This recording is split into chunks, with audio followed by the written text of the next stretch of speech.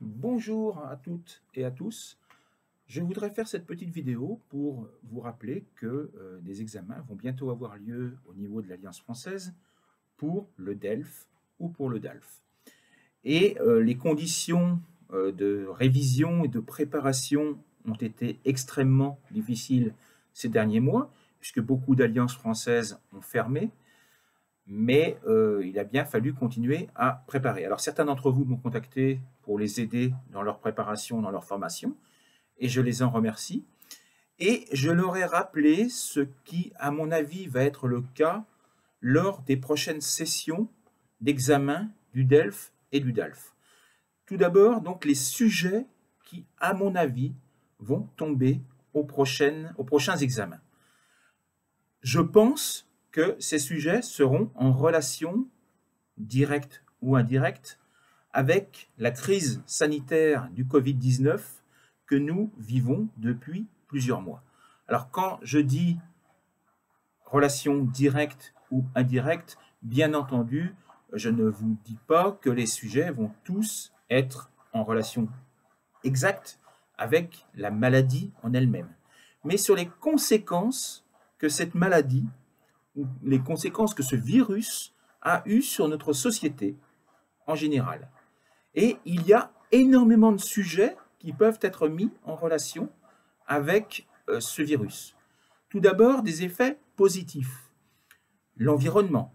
Nous avons tous vu des images d'animaux qui retrouvent la liberté de circuler un peu partout et même dans des villes. Nous avons également vu des cartes météo avec la disparition totale de la population au-dessus de la Chine ou au-dessus de l'Italie ou au-dessus de la France ces dernières semaines.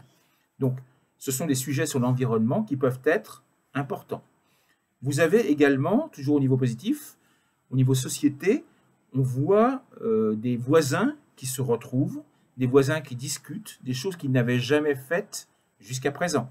Donc les relations sociales à l'intérieur de la ville évoluent, changent. Toujours au niveau social, nous avons découvert de nouveaux héros dans notre société. Ce ne sont plus les héros de bande dessinée que nous pouvions avoir, ce sont des héros quotidiens, des héros du quotidien, comme par exemple les femmes qui font les caisses dans les grandes surfaces, les pompiers, les ambulanciers, les infirmiers, etc., etc. Le rôle qu'ils ont joué en première ligne face au danger pour notre sécurité et pour nous aider. Et nous avons également découvert une nouvelle manière de travailler.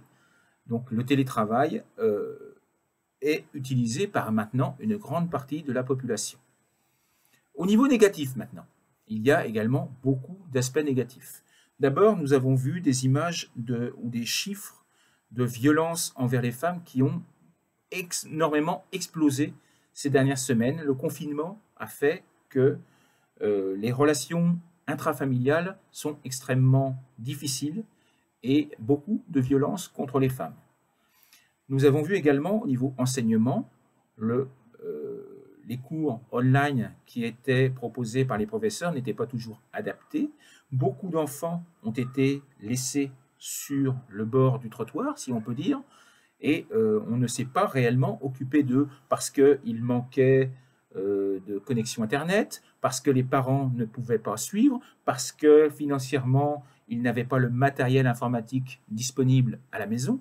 Beaucoup de raisons valables, mais il faut éventuellement voir les solutions pour pallier à ce problème.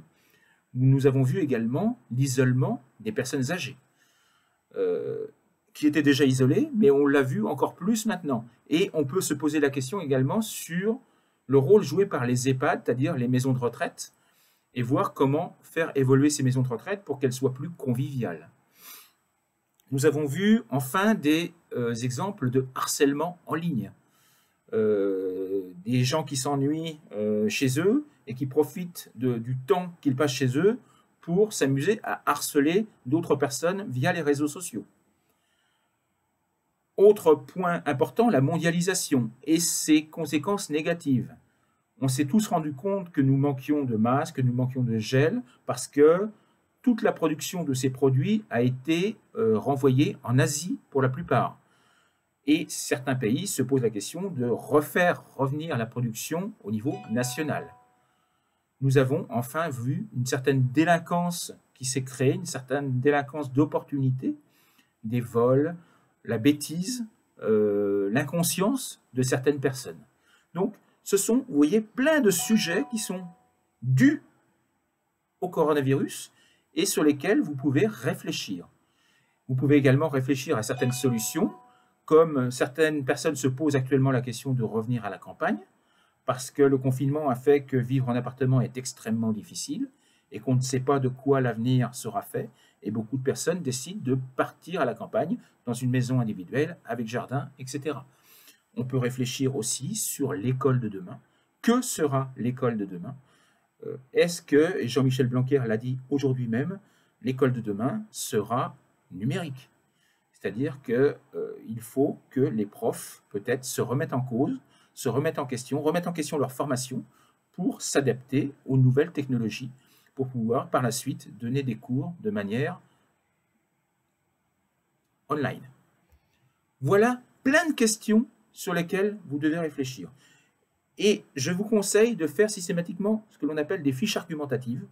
Donc, vous prenez un thème, par exemple environnement, et vous mettez avantages, inconvénients, problèmes, solutions, pour, contre, etc. Tous ces éléments, toutes ces idées qui vont vous permettre, le jour de l'examen, de trouver les arguments le plus rapidement possible. Donc voilà, j'en ai fini avec cette petite vidéo. J'espère qu'elle vous aura été utile. Donc je vais vous mettre en fin de vidéo la liste des effets positifs et négatifs du coronavirus, donc la liste des thèmes sur lesquels vous pouvez travailler. Bon courage à vous, à bientôt.